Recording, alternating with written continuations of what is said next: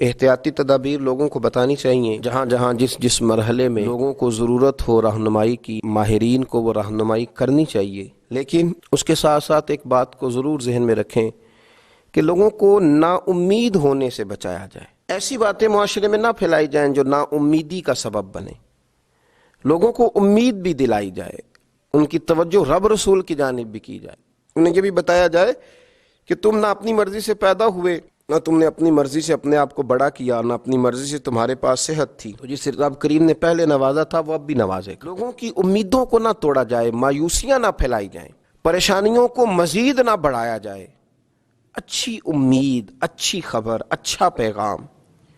آپ احتیاطی تدابیر ضرور بتلائیں، اور لوگوں سے بھی یہ اپیل ہے کہ وہ خوب احتیاط کا مظاہرہ کریں،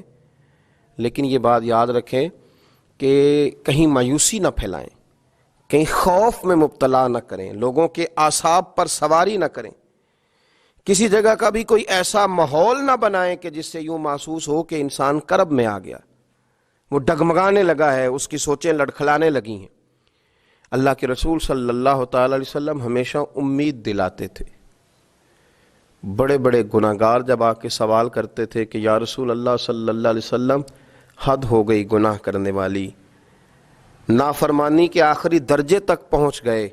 حکم کیا ہے؟ تو حضور فرماتے تھے تم کلمہ پڑھو، تمہارا رب تمہیں معاف کر دے گا۔ تم کلمہ پڑھو، اللہ تم پہ رحم فرمائے گا، اللہ تمہارے لیے آسانیاں کرے گا۔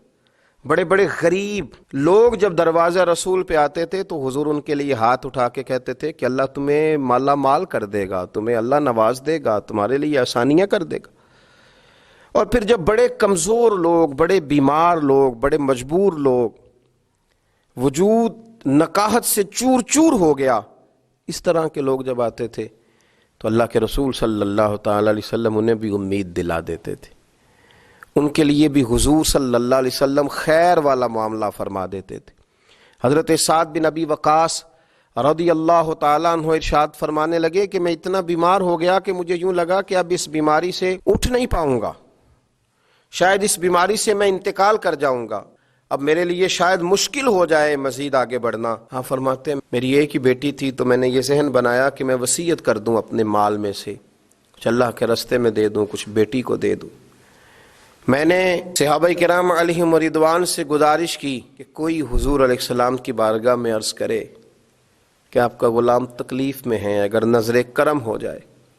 اگر رحمت کی نظر ہو جائے، چر ہویا مینو ترلے لیندیاں، کدی موڑ میرے ول واگاں، خواب میری وچ ایک وار جیاویں، میں ساری عمر نہ جاگاں۔ حضور اگر مہربانی فرمائیں تشریف لے آئیں۔ حضرت سعد بن ابی وقاص فرماتے ہیں لاجپال محبوب تشریف لے آئے،